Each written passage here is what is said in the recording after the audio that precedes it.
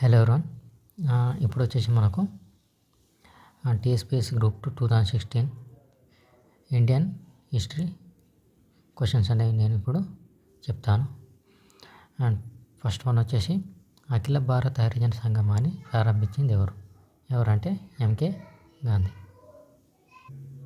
Second question వచ్చేసి మనకు సాయుధ తిరుగుబాటును ప్రబోధిస్తూ దాని ప్రచారాన్ని వందే మాతరం అనే పత్రికను ప్రారంభించింది ఎవరంటే మనకు మేడం కామ. సో ఇంపార్టెంట్ ఒకటి. అండ్ థర్డ్ క్వశ్చన్ వచ్చేసి మనకు కనిగంటి హనుమంతరావు పల్నాడు అటవీ సత్యాగ్రహంలో పాల్గొన్నారనమాట. అండ్ రాజగోపాలాచారి శాసనోల్లంఘన ఉద్యమంలో, ఇది శాసనోల్లంఘన ఉద్యమం. అరుణ్ అసఫ్ అలీ క్విట్ ఇండియా ఉద్యమంలో సంబంధించినవారు. అండ్ టంగుటూరి ప్రకాశం ఎవరెవరు సైమన్ కమిషన్ బహిష్కరణ గురించి ఇదని ఉద్యమంలో పాల్గొనడం అనేది జరిగింది.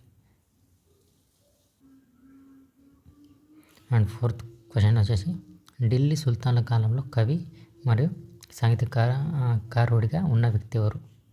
సో మీరు కామెంట్ రూపంలో తెలియజేయండి. ఈ ఆన్సర్కి ఏది, ఈ క్వశ్చన్కి ఆన్సర్ ఏదో కామెంట్ రూపంలో తెలియజేయండి నాకు. ఫిఫ్త్ క్వశ్చన్ వచ్చేసి మనకు వ్యవసాయానికి సేద్యపు నీటి అందించే నిమిత్తమైన యమున మరియు సట్లెజ్ నదులకు కాలువను నిర్మించిన ఢిల్లీ సుల్తాన్ ఎవరంటే మనకు ఫిరోజ్ షా తుగ్లక్. ఇది చాలాసార్లు కాంపిటీషన్లో రిపిటేషన్ కూడా అడగడం కూడా జరిగింది. అండ్ సిక్స్త్ క్వశ్చన్ వచ్చేసి ప్రసిద్ధ ఉర్దూ మరియు పర్షియన్ కవి అయిన మిర్జా గలిబ్ ఎవరికి సమకాలికుడు? ఎవరికంటే Bahadur Shah Zafar. Important. And seventh question వచ్చేసి ప్రాచీన భారతదేశంలో ప్రసిద్ధ విద్యా కేంద్రంగా వెలిసిన తక్షశిల ప్రస్తుతం ఎక్కడ ఉంది? ఎక్కడంటే బీహార్. అది మన ఇండియాలోనే ఉందన్నమాట. ఈ సెవెంత్ క్వశ్చన్ ఆన్సర్ ఇది బీహార్ కాదండి, రావల్పిండి పాకిస్తాన్. సో ఇది ఇంపార్టెంట్, గుర్తుంచుకోండి. ఆన్సర్ అనేది రావల్పిండి పాకిస్తాన్.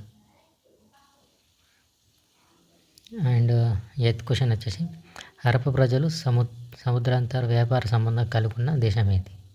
సో ఈ ఆన్సర్ని కామెంట్ రూపంలో తెలియజేయండి నాకు. Thank you.